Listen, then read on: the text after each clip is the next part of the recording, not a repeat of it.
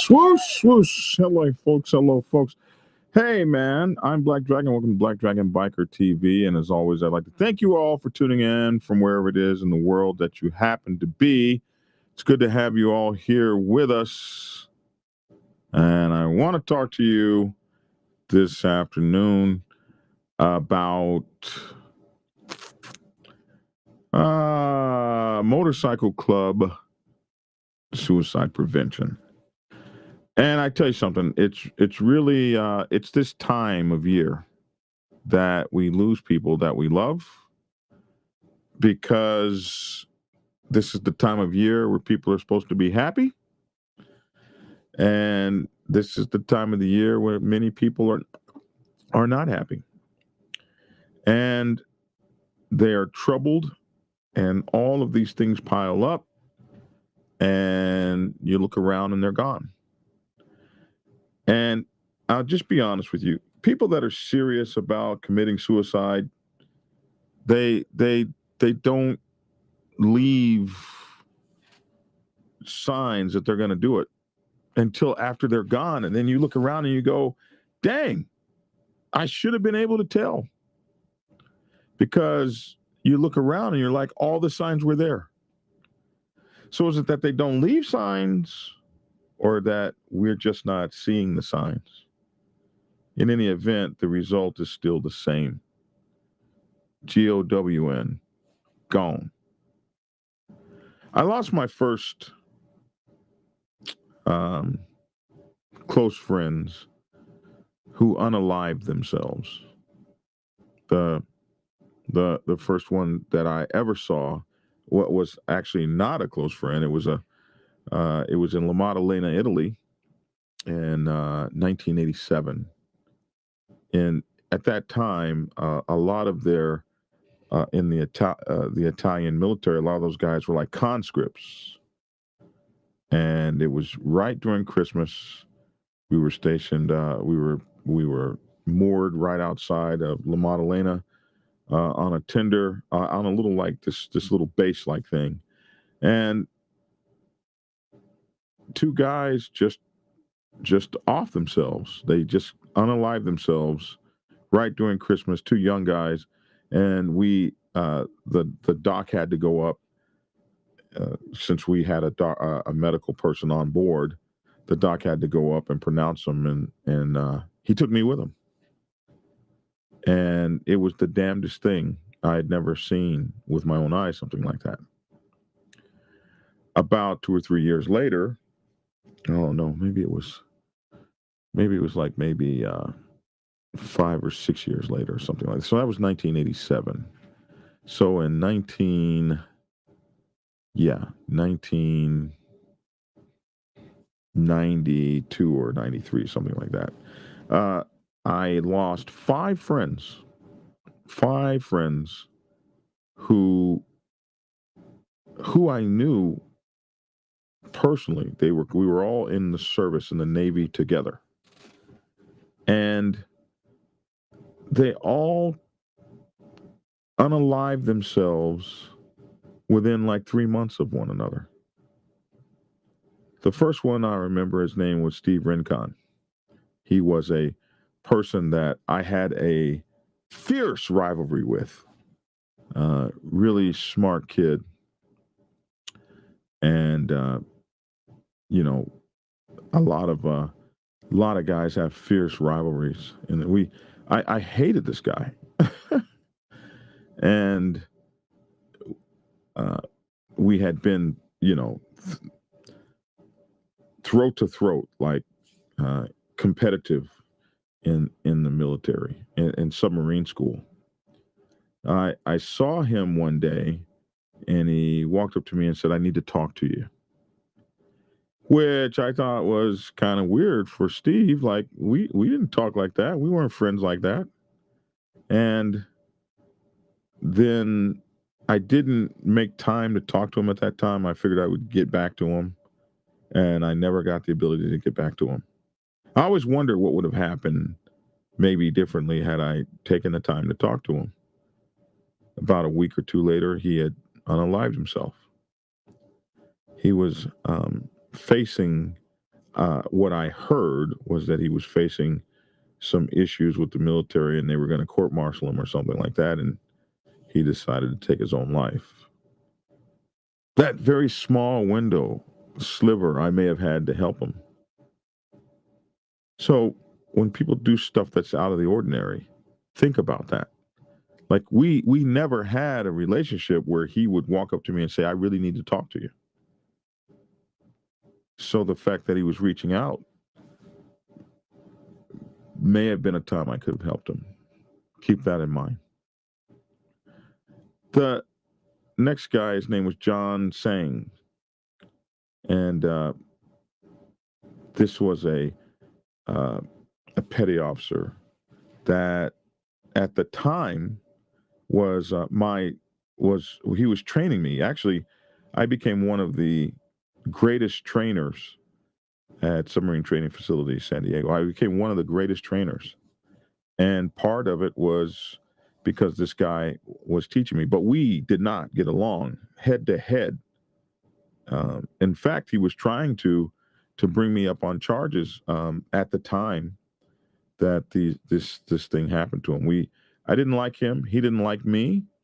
I was trying to destroy him. He was trying to destroy me. And then one afternoon, he came up to me and apologized for everything he had ever done. Went home that night, and we never saw him alive again. So it was strange that he would come up and apologize like that, because I didn't like his ass and his ass didn't like me. My ass. I did not get along well with this man. Although he taught me and I became a very strong, very, very capable teacher. I actually became a Navy Master Training Specialist, which is the highest level in training, the highest level you can attain as a trainer, as a trainer in the United States Navy. Master Training Specialist is the top of the top. And if you get that designation, you can work as a trainer worldwide. I know I have. Just from that designation alone. That designation accounts for like lots of college credits and all kinds of stuff that I actually applied to get my degree. So it's a big deal, and he helped me get there. Turns out that his wife had decided to leave him for another man. It's what I think I remember hearing. I think that's what it was. And he decided, or maybe she wasn't trying to leave him for another man. Maybe she just left him. But he decided his life was not worth living if he couldn't have his wife. And of course, he had a young daughter. So he unalived himself. And we knew he was gone. We knew something was wrong when he didn't show up for work on time, because this was a man that was going to be at work on time. Because it's the Navy, you know. Only person that was late in the Navy was me. You know, like I'm always late on my channel. This is not a new thing. So I'm one of the few people that could ever be late in the military, but actually kept his job because I was good enough at it that they allowed me that. But most other people in the military are on time, and John was one of those. He had shot himself in the head. I wonder often what I might have done differently had I recognized that for him to turn around and apologize, I'm sorry for everything I ever did wrong to you, and then just go off. I wish I had the smarts to say, hey, you know we don't get down like that. You don't like me and I don't like you. What the hell are you apologizing for? What's wrong? Come back here. I felt like I missed an opportunity. It was small. So I want to tell you that it's small. These things are small that you should, these signs that you should be looking for are very small. The next guy was at submarine training facility. And so all this was in like the 90s. And he was a good friend of mine. I think he was a sonar tech, which we called sonar girls because they were always crying like little girls. But his woman left him, and he offed himself too. And it was a little small thing that he did. Kind of, he started giving all his stuff away, all of his cool stuff away, before he did that. And there were a couple of others, all within a week or two. All within like a month or two period. It just happened. Boom, boom, boom, boom, boom, back to back to back to back. All young Navy guys I served with that were friends of mine, and then those other couple guys in Italy that weren't friends of mine, but it just impacted me so horribly because I was not prepared to see anything like that. And so it made me become very leery of people changing up things. It made me become not just leery, but it made me get to the point where I would recognize things in people, so that it wouldn't be hindsight anymore. I am a stickler. I will ask you in a heartbeat. I will ask you in a heartbeat. You okay? You're not thinking about hurting yourself. You're not going to commit any kind of a thing, are you? I will say that in a heartbeat. I can remember there was a guy named Ernie that he was one of our brothers that we worked with there in the Navy, and he made a mistake with some top secret materials. And so that meant they were getting ready to bust his ass and screw up his career.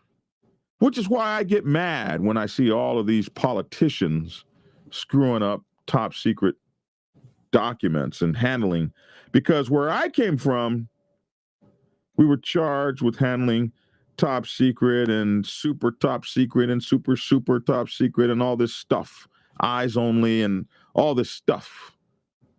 And bro, if you screwed that up, your career was gone, and you might go to jail too. But your career was gone. You're going to lose money, everything. And Ernie screwed up. It's funny.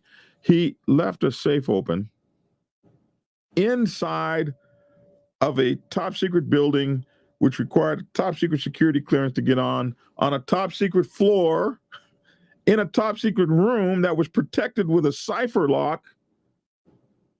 So there was no way anyone could even get in the building to get on the floor, to get in the safe room, to get in the safe. And he still got his ass busted over that. From E6 down to E5. But they had all these people who had committed suicide there that year. So they actually sent my best friend, it was a club brother of mine, Alcatraz, we call him. They sent Alcatraz. We were all stationed together.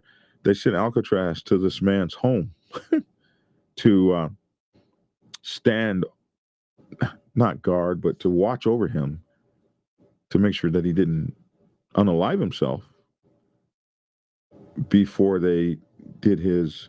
It wasn't a court martial. It was non-judicial punishment, but it was a little court thing where they, ripped off a stripe and gave him reduced money and just screwed up his chances of becoming an E7 and just ended his career over something that small. This is why I get mad. I get so angry when I see such and such Secretary of State or whatever screw up top secret stuff, because my friends lost careers and contemplated suicide over minute mistakes with top secret materials. my brothers. So how dare you screw it up for real? I don't care who you are. But in any event, I became cognizant. I will ask a friend in a heart, you just lost your wife? You're not thinking of committing the S word, are you? Do I need to come over there? I'll call you up 2 or 3 times. I'll call you in the middle of the night. Hey, man, what are you calling me for? What's wrong with you? I was getting some. What are you calling me for? Well, you didn't sound too good. So I'm just better safe than sorry. I'm just calling. I'm calling. You can't stop me from calling. I'm calling your ass just to make sure. And 99% of the time, my bros are like, man, if you don't stop this, you're going to need a call because I'm going to come over and break both your arms. But I would rather be safe than sorry for Steve Rincon, for John Sayings, for some of the other brothers whose names I can't recall off the top of my head, but I can see their faces. They're young, 25-year-old faces when I close my eyes and I realize that I may have had an opportunity to save them and I didn't recognize that they were in trouble. So I want you to recognize. I have this thing here that I have. If I can bring this screen up. And I get emotional when I think about this. I get emotional. I want to weep. It really hits me hard. And so I try to do this time of year, every year. I brought this up, suicide warning signs. Medical author is Melissa Conrad Stopler, MD, and the medical editor is William C. Shield, Jr., MD, FACP, FACR. I don't know what all that means, but I found this at medicinenet.com/suicide underscore warning underscore signs /views.htm. Suicide is a major public health problem with more than 42,000 people dying that way each year in the United States in the 10 to 34-year age group. 10 years old, they're doing this to themselves. It is the second leading cause of death in the United States of America, so understand it's a real problem. This self-eliminating behavior occurs when persons of all ages and backgrounds, but certain groups of people are at increased risk for suicide attempts. These include persons with psychiatric illness and a past history of attempted self-destruction. Males are more likely than females to commit suicide, although attempts are more common among females. That's interesting. A family history of exposure to suicide, altered levels of neurotransmitters in the brain, and impulsivity are other factors that may increase an individual's risk. So the fact that somebody else in your family did it before is an increase in risk for you, believe it or not. Maybe you're thinking it worked for them, so maybe it'll work for me. While suicide is not universally preventable, it is possible to recognize some warning signs. So I'm telling you guys that I can't give you some elixir that says, aha, if you do these things, you will stop a friend from self-destruction. But there are some recognizable warning signs and symptoms that may enable you or your loved ones to access treatment before someone makes the attempt.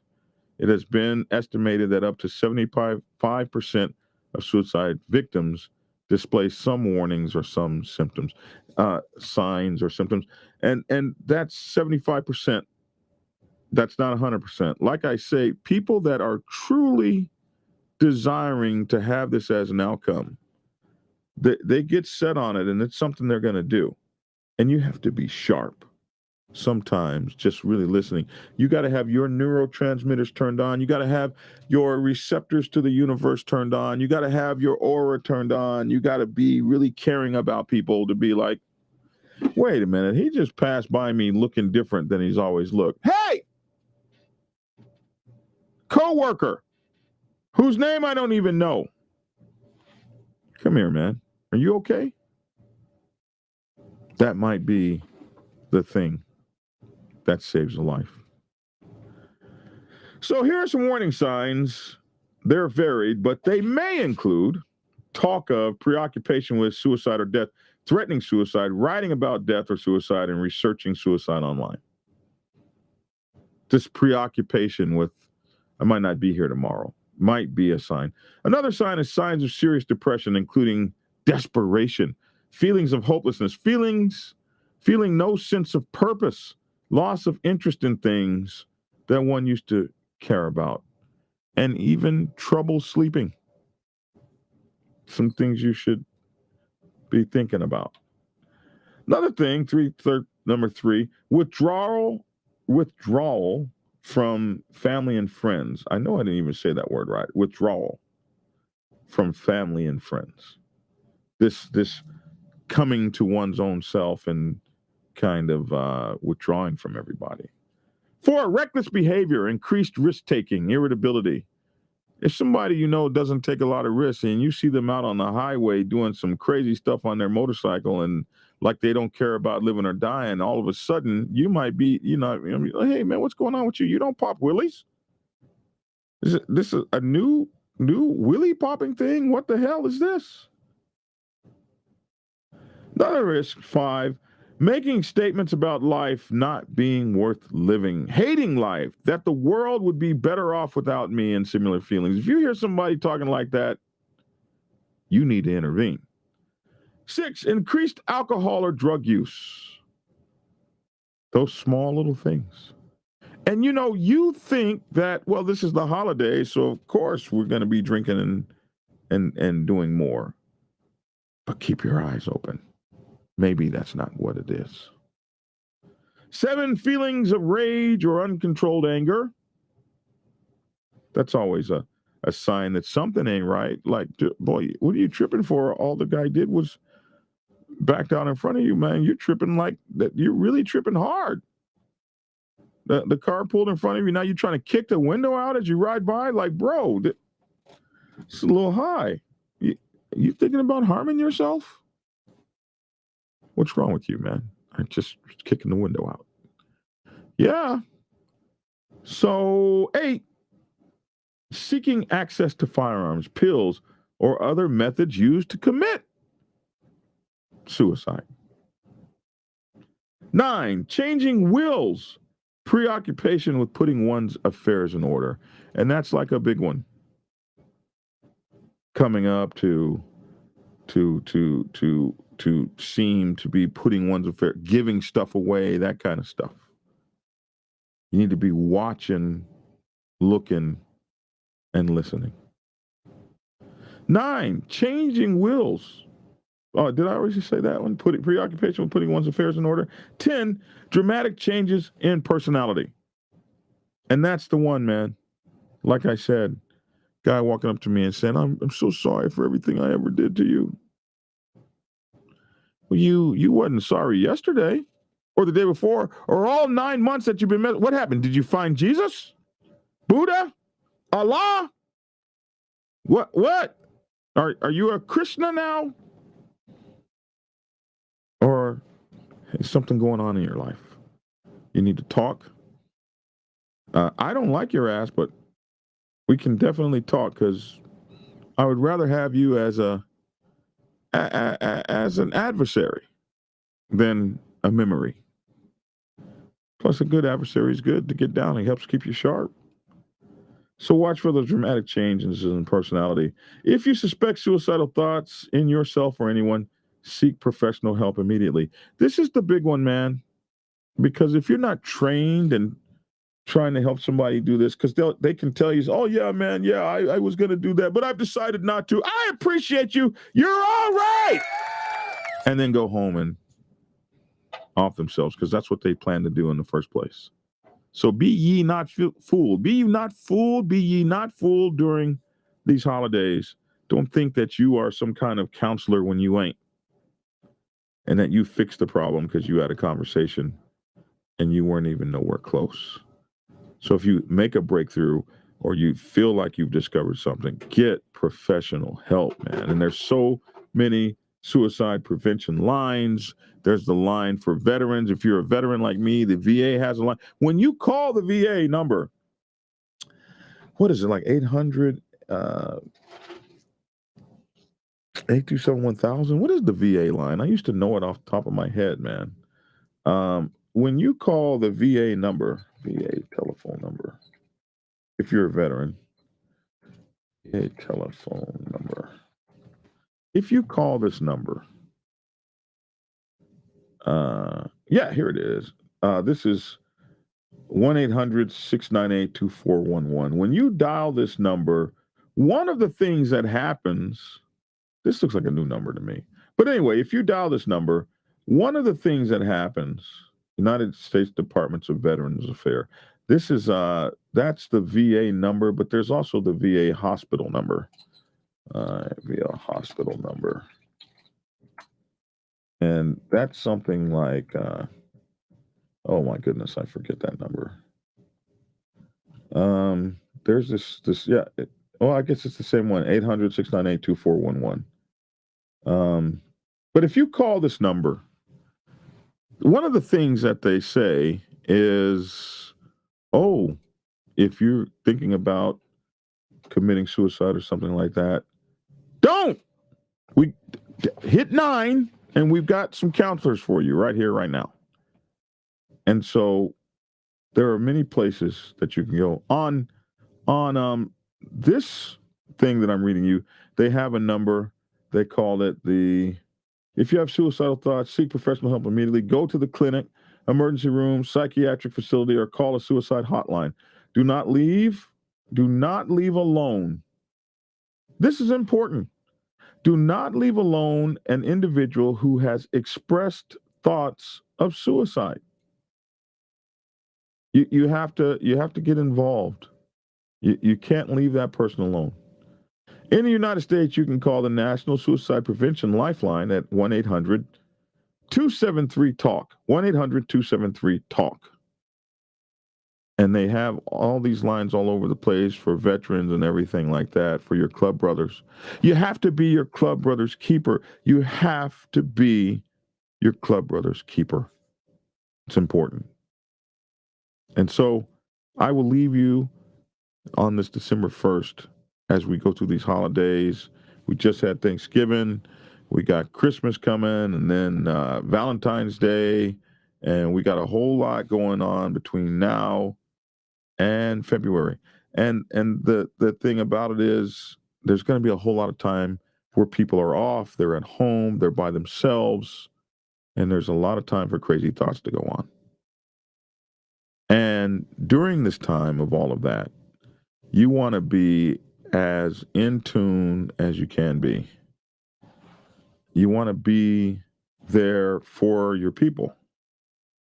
You want to be where folks can understand you, care about them, understand that you care about them.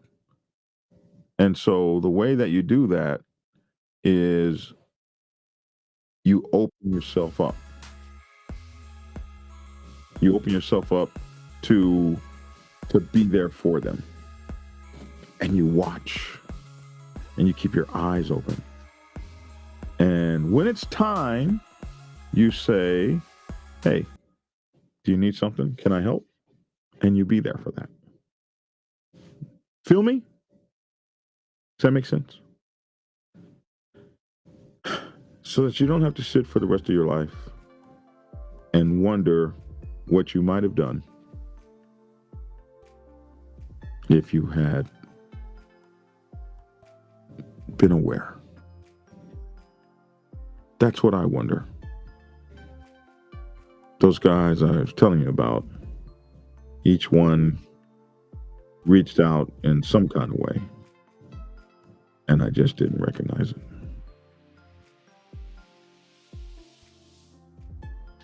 Yeah. You know, that was almost 19 like 92, 93. We're getting close to like 30 years ago or something. And I still see those guys, those young guys' faces.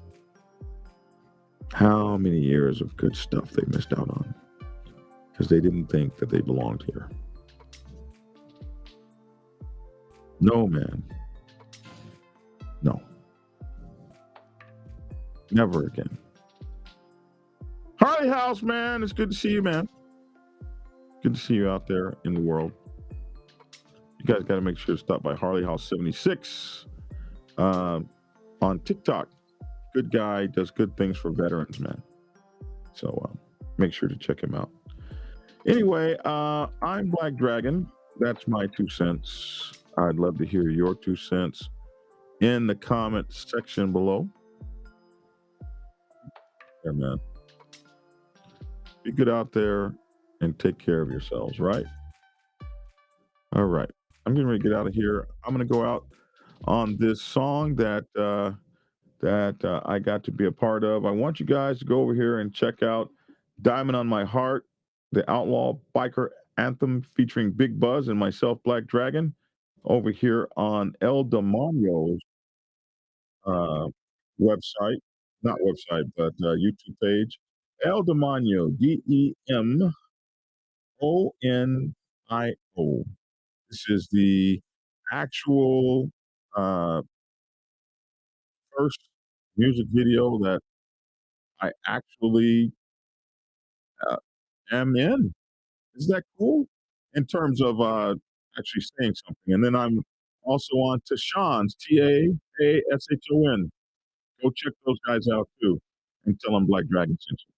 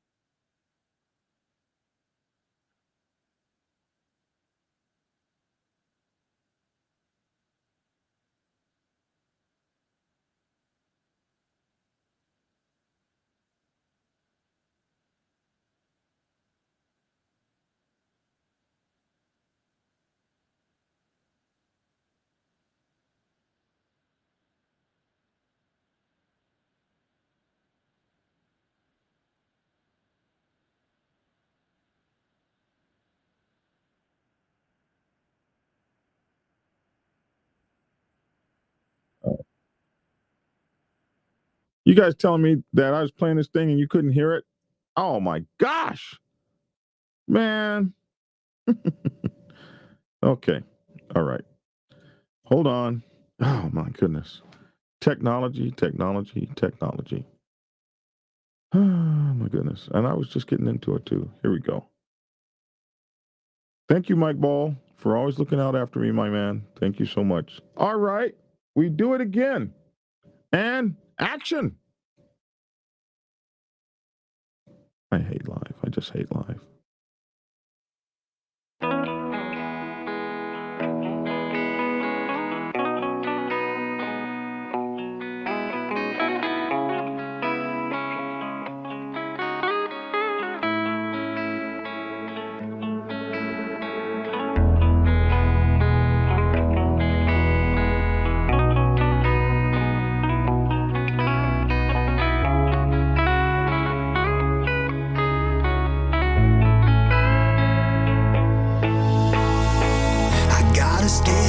Between my legs, how it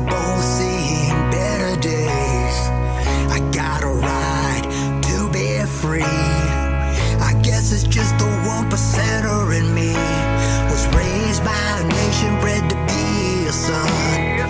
And Lord knows I'm a son of a gun. I ride the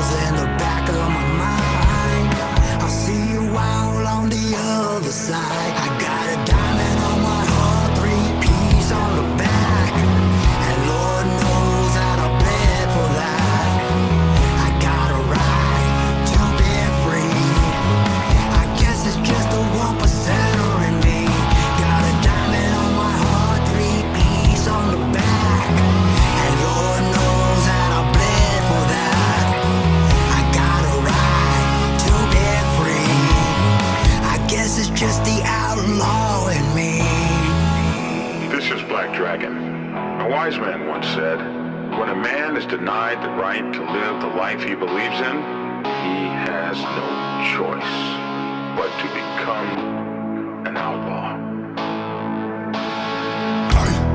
Pressure bust pipes to make diamonds.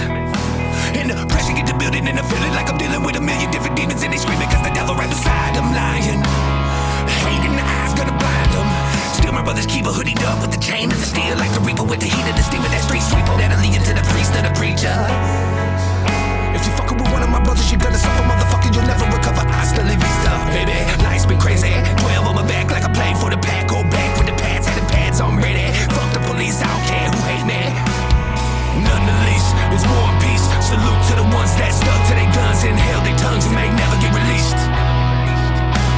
And for the fallen, one last red burning up the dread until your tires shred. Let them hear you call it. Pipes vibrate and shake and break heaven's gates and let them all in. Diamond on my heart, 3 P's on the back. And Lord knows that I bled for that. I got a right to be free.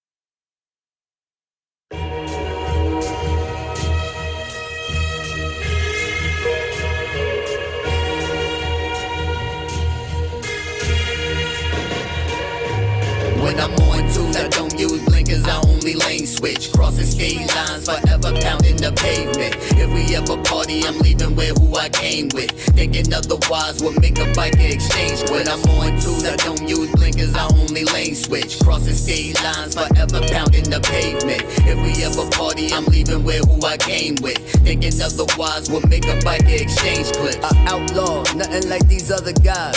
For our colors, many died. From accidents to our homicide. That line ain't thin, a chosen few gon' ride. Becoming an old man, all black. Words of the wise, my wheels give me a vibe. Sitting in the cities, gripping the blicky, keep me alive. Don't want my mama to cry. A bunch of thugs in their eyes. Oh yeah, we outlaws. Got a couple angels in hell, they look out for us. Magazine 16, welcome to Valhalla. A couple unknown bikers won't let the camera capture. When I ride, I feel my brother's soul. Chillin' down in Texas with a sword, gun, and poncho. When I'm on twos, I don't use blinkers, I only lane switch. Crossing skate lines, forever pounding the pavement. If we ever party, I'm leaving with who I came with. Thinking otherwise would make a biker exchange. When I'm on twos, I don't use blinkers, I only lane switch. Crossing skate lines, forever pounding the pavement.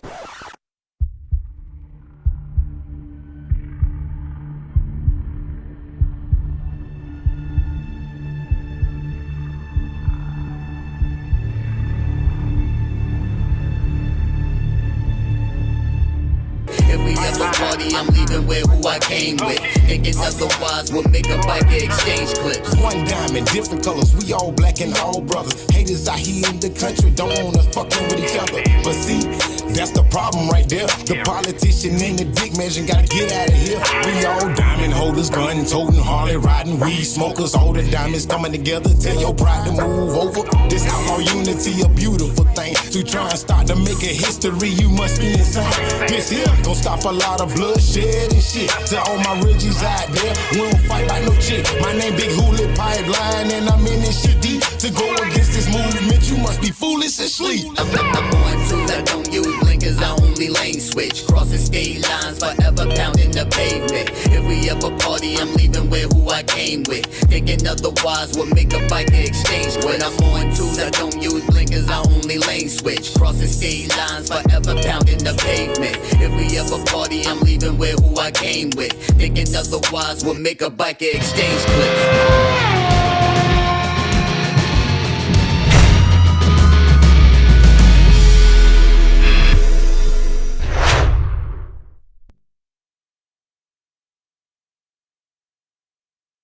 So I need you guys to go and check out those videos. These are the two messages that we have for this holiday season. Message number one is peace. This is what this video is about by Tashawn, Taashon. It's called Diamond Holder featuring Pipeline. This is the music video, a collaboration between artists from two different outlaw 1%er motorcycle clubs, showing the motorcycle community as well as the world that they have more in common than society would like to believe.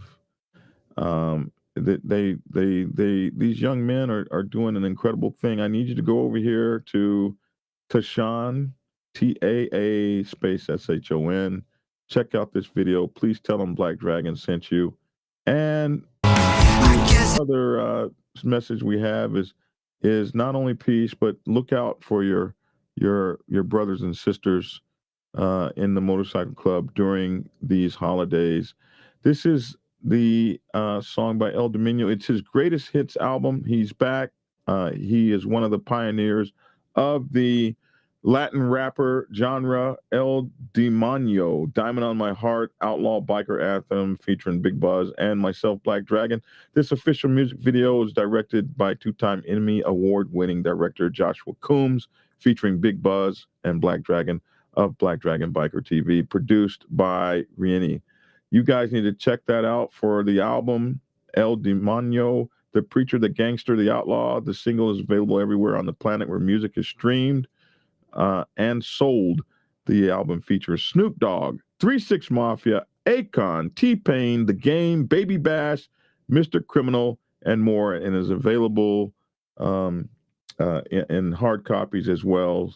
So if you want a hard copy, if you're still doing videos and everything like that, or CDs or DVDs, that sort of thing, please get in touch with El Demonio. Here, El Demonio, Demonio is the name of his YouTube channel. Please go over here, check this song out.